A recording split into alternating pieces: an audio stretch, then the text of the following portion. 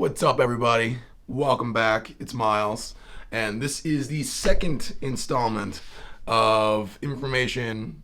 Yeah, see, this is why I should know what I'm going to say before I start. Welcome back, everybody. I'm Miles. I'm also a little sweaty because I turned the fan off so that we don't have any sound in the background or any clipping from the microphone. Hopefully. And today is the second episode of us discussing the guitars, the tones, and the techniques that are all being used on Rage Against the Machine's record, The Battle of Los Angeles. And the song we're going to be discussing today is War Within a Breath. This one's another one of the really straightforward songs, so that's why I want to just get it banged out today. So, before we get into it, what you're going to need is obviously a guitar. And again, this is going to be a song that requires you to heavily rely on a Digitech whammy pedal. Distortion, yes. And that's kind of it. So let's just go into it. Let's just start talking about this song. Here we go. Alright, so we're down here again. And first things first, let's discuss the tuning for this song. So, just like the previous song that we discussed, this is in drop D tuning. However, on the record, the guitars are all tuned down a half step lower. So, rather than being in standard tuning as traditional, starting from E, we're starting from E flat. The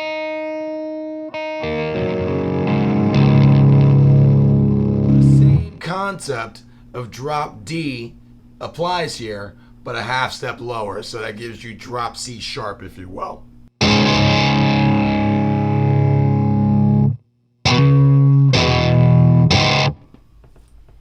So, that's the tuning that you need.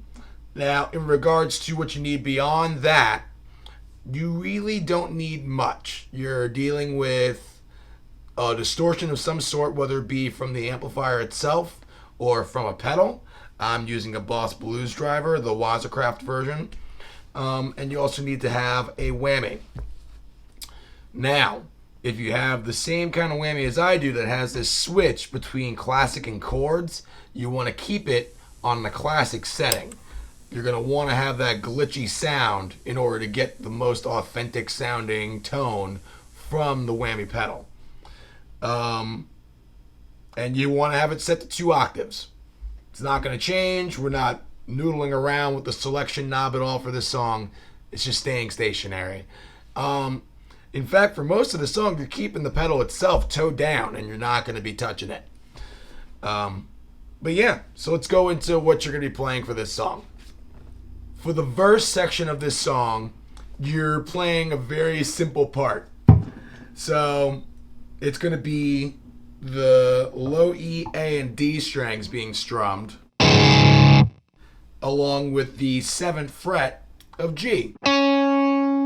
So those are the 2 things that you're playing. So it's...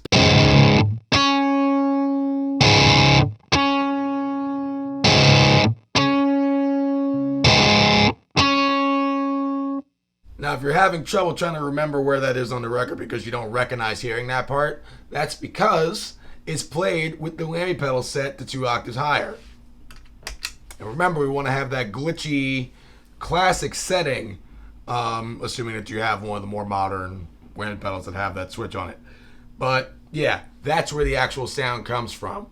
And like I said before in the previous video, the camera might shake a little bit because this amp is loud and because this floor likes to shake. But yeah, this is the sound that you want.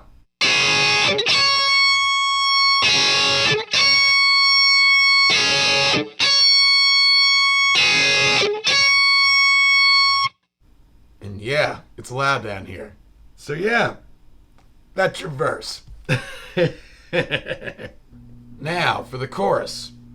We're doing something that's a lot less intricate than the chorus line that's in Voice of the Voiceless, where we're going to be going from open, low, E, and A,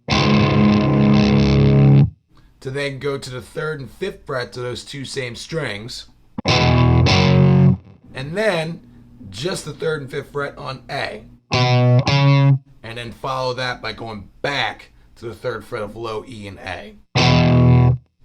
So all together, what you have is...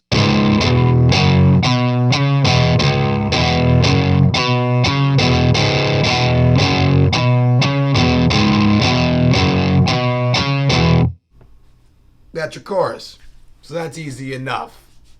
So beyond the verse and the chorus, the other remaining parts in the song are really not as prominent, but they're still significant to the song, so they're worth knowing. So the first thing we'll go over is what follows after the second chorus in the song. So you have this sort of single note pattern that's being played while also incorporating the open D string.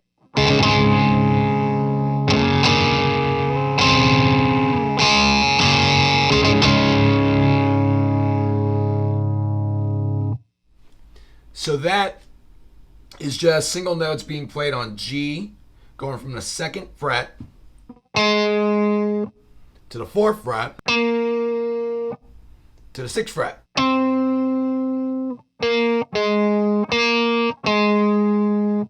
So the entire pattern is like.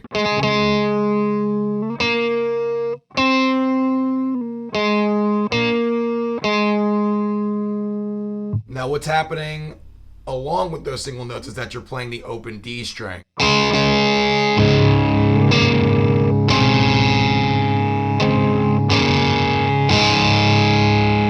Now if you hit the low E and the A string along with that, it's fine. It's part of that whole drop D open power chord thing. So it's cool. And then you're going to end that whole phrase by playing a D chord.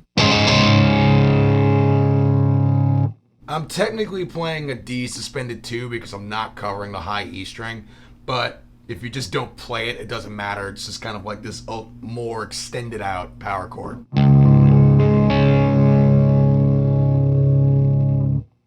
Kind of the go-to for Tom Morello in a lot of songs, like the beginning of Killing the Name Of, again, is.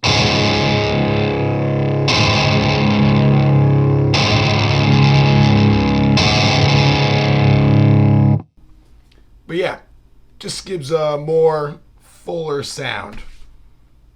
Now beyond that, there's the last chorus and then there's the outro of the song.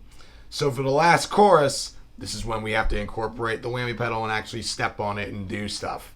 So in this case, what we're doing is just playing the low E, A, and D strings, but hitting them real hard just in a one single strum. Now while you're doing that, you're going back and forth on the whammy pedal foot part and just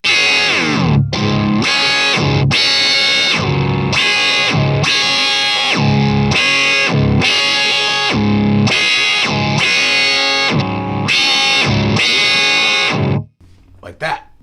Now for the outro of the song, super easy. It's just going to be playing on the 2nd fret of D, and you're going to be bending the string up a half step. So what would be the equivalent of doing is actually going to be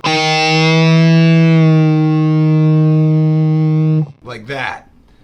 Now in conjunction with the actual playing of the notes on the guitar, you're going to have your whammy pedal on 2 octaves. If it's this pedal in particular, keep it set to classic because you want to have the monophonic functioning of the pedal itself, so that when you play, you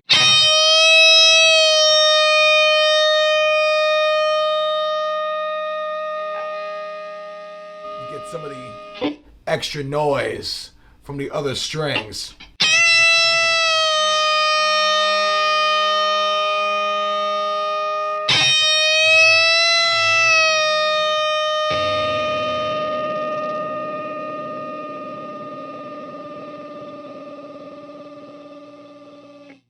All that goodness. You want to have that incorporated in there. But yeah, so that's how the song ends.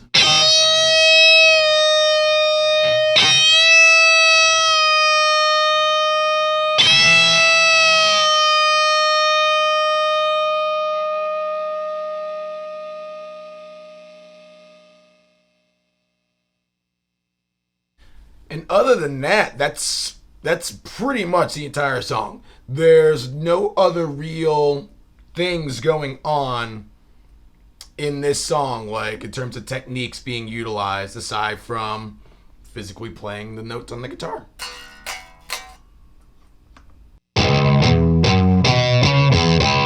Like that.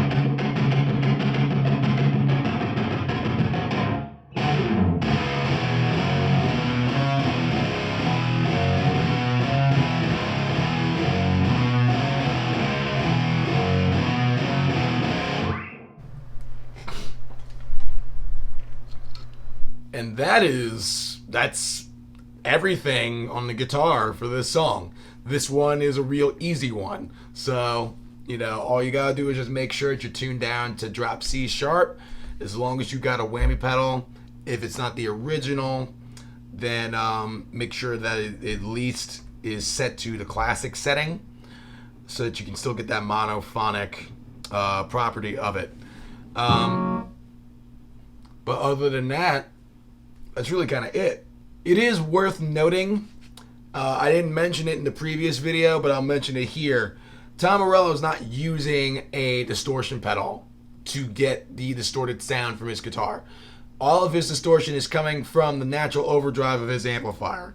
It's a tube-driven 50-watt amp, and that's where the distortion is coming from. Now, with that said, having distortion coming directly from the amplifier is going to change the characteristics of some of the sound that you're getting from the outboard effects that you're using. Say, the whammy pedal, a delay pedal, a phaser, whatever. So in conjunction with the guitar in this song, the whammy might act a little different if you're using a natural distortion from the amplifier versus a distortion pedal that's coming after your whammy pedal. Just something to keep in mind. It's not a big crucial thing, but it does make a small difference. Alright guys, so that's it. The guitar line in this song is really, really easy. And, I wanted to get some of the easier stuff out of the way before we start jumping into the more elaborate stuff. So with that said, if you haven't already, subscribe to the channel and hit the bell so that you know when I upload the next video in this series. If you like what I'm doing here, consider supporting me over on my Patreon page. It's definitely helpful. Any help is helpful. And I'm going to be adding some new tiers over there for those who are supporting. If you're already a member over there, I thank you. You're honestly part of the reason why this is even possible in any sort of capacity. So thank you for your contributions. If you'd like, consider going over and following me over on Instagram and Twitter and my Facebook page. I've been trying to post over there as often as I possibly can. And especially now, I have a lot of free time. So I've been posting over there very frequently. So consider giving me a follow. But other than that, that's all I got for you for today. So I thank you guys for tuning in. I hope to see you again soon. Like I said, I'm hoping to keep up the schedule of every Saturday at the very least of having a video out. And yeah. So, till next time, guys, keep playing, and I'll see you in the next one. Peace.